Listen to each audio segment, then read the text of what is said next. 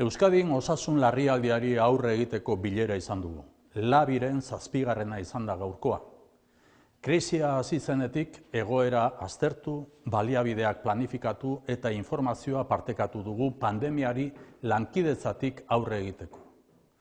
Gaur egoeraren bilakaera positiboa egiaztatu dugu.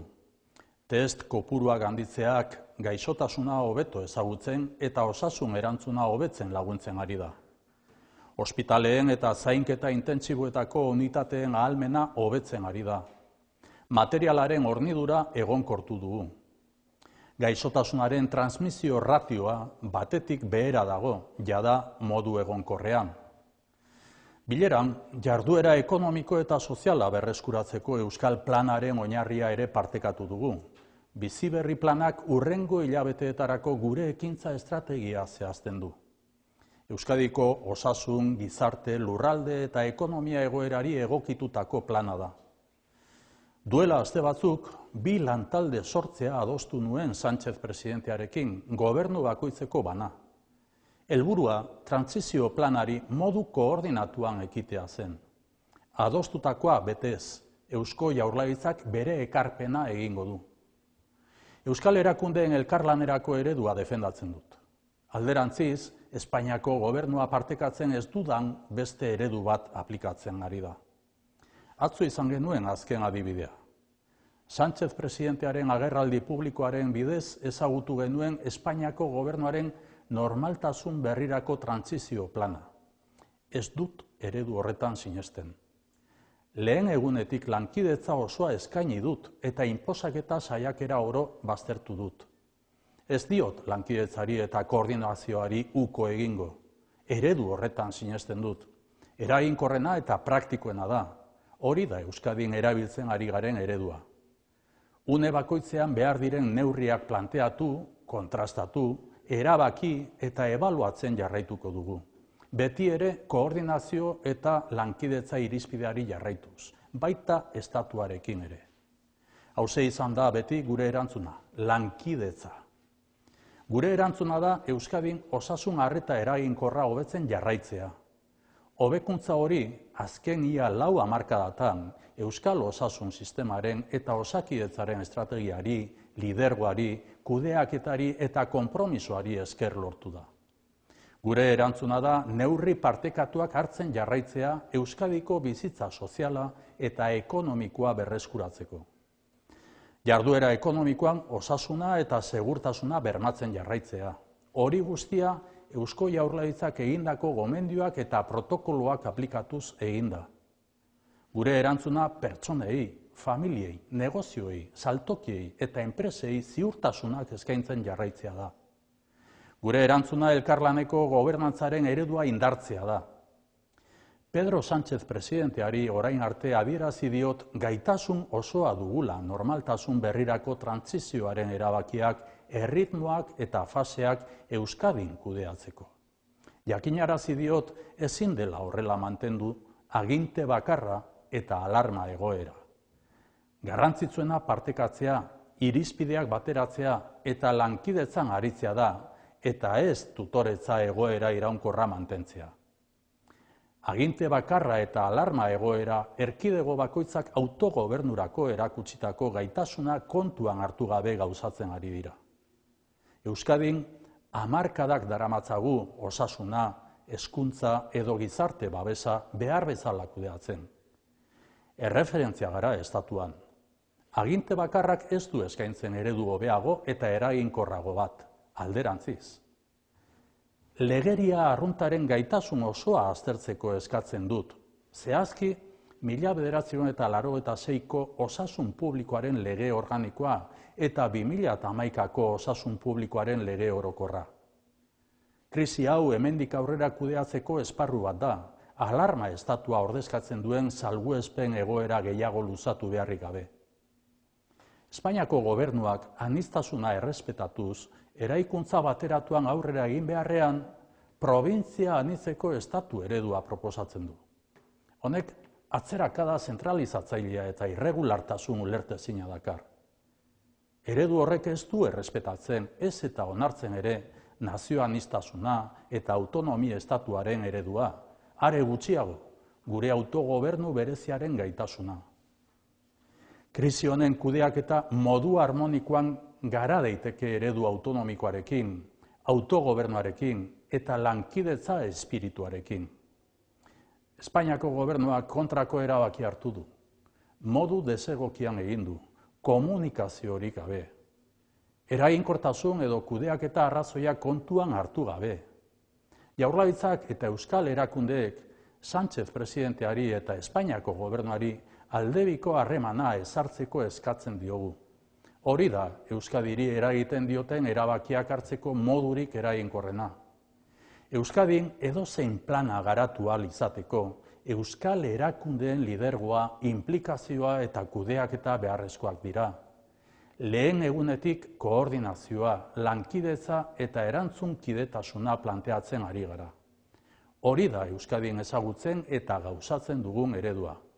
Hori da eredurik eraginkorrena birusa garaitzeko eta gure erkidegoa berreraikitzeko. Hoy hemos celebrado la 7ª reunión del LABI, el Consejo Asesor Interinstitucional del Plan de Protección Civil para hacer frente a la emergencia sanitaria en Euskadi. Desde el inicio de la crisis hemos analizado la situación, planificado los recursos y compartido la información para hacer frente a la pandemia desde la colaboración. Hoy hemos constatado la evolución positiva de la situación. El incremento del número de test nos está ayudando a tener un mayor conocimiento de la enfermedad y a mejorar la respuesta sanitaria. La capacidad hospitalaria y de UCIs está mejorando con el descenso de ingresos y el incremento de altas. Hemos estabilizado el suministro de material. La ratio de transmisión de la enfermedad se sitúa ya por debajo de 1 de forma estable. En la reunión hemos compartido también la base del Plan Vasco para la recuperación de la actividad económica y social. El Plan Bizi Berri define nuestra estrategia de acción compartida para los próximos meses. Es un plan ajustado a la realidad de la situación sanitaria, social, territorial y económica de Euskadi. Hace varias semanas acordé con el presidente Sánchez la creación de 2 grupos de trabajo, uno por cada gobierno. El objetivo era abordar de forma coordinada el plan de transición. El Gobierno vasco va a hacer su aportación en este marco. Este sigue siendo el modelo de trabajo compartido y colaborativo de las instituciones vascas. El Gobierno español está aplicando otro modelo que no comparto. Ayer tuvimos el último ejemplo. Conocimos, a través de la comparecencia pública del presidente Pedro Sánchez, el denominado Plan de Transición hacia una nueva normalidad. Desde el primer día ofrecí toda la colaboración y rechacé cualquier intento de imposición. No voy a renunciar a la colaboración y la coordinación. Creo en ese modelo. Es el más efectivo y práctico. En Euskadi predicamos con el ejemplo. Vamos a plantear, contrastar, decidir y evaluar las medidas que se necesiten en cada momento, siempre bajo el criterio de coordinación y colaboración, también con el Estado. Esta es nuestra respuesta, colaboración. Nuestra respuesta es seguir mejorando la atención sanitaria eficiente en Euskadi, algo que durante casi 4 décadas, también durante estas semanas, ha sido posible gracias a la estrategia, liderazgo, gestión y compromiso del Sistema Vasco de Salud y Osakidetza. Nuestra respuesta es seguir tomando medidas compartidas para recuperar la vida social y económica de Euskadi. Seguir garantizando la salud y la seguridad en la actividad económica, algo que se ha realizado aplicando las recomendaciones y protocolos elaborados por el Gobierno vasco.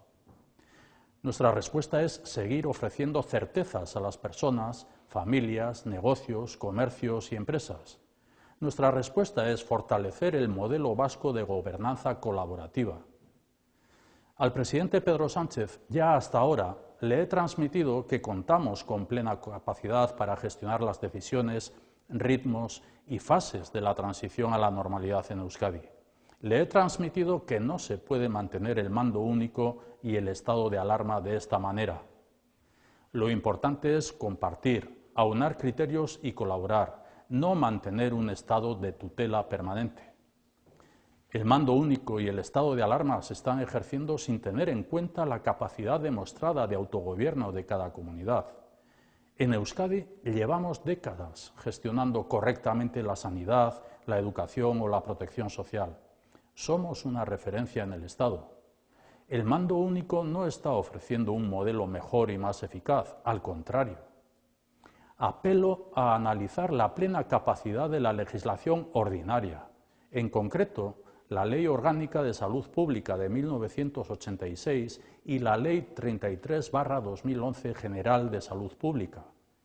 Constituyen un marco para gestionar esta crisis a partir de ahora, sin necesidad de prorrogar más la situación de excepcionalidad que representa el estado de alarma. El Gobierno español, en lugar de avanzar en la construcción común desde el respeto a la pluralidad, plantea un modelo de Estado provincial que representa un retroceso centralizador y una anomalía incomprensible. Un modelo que no respeta ni reconoce la plurinacionalidad ni el Estado autonómico, y menos la capacidad de nuestro autogobierno singular. La gestión de esta crisis se puede desarrollar de forma armónica con el modelo autonómico, el autogobierno y el espíritu de coordinación y cooperación. Se ha tomado la decisión contraria, de forma improcedente, sin comunicación, sin atender a razones de eficacia y gestión. El Gobierno y las instituciones vascas instamos al presidente Pedro Sánchez y al Gobierno español a establecer un mecanismo de interlocución bilateral para coordinar la toma de decisiones que afecten a Euskadi. El desarrollo de cualquier plan en Euskadi solo será posible con el liderazgo, implicación y gestión de las instituciones vascas. Estamos planteando desde el primer día coordinación, colaboración y corresponsabilidad. Es el modelo que conocemos y ejercemos en Euskadi. Este es el modelo más eficaz para vencer al virus y reconstruir nuestro país.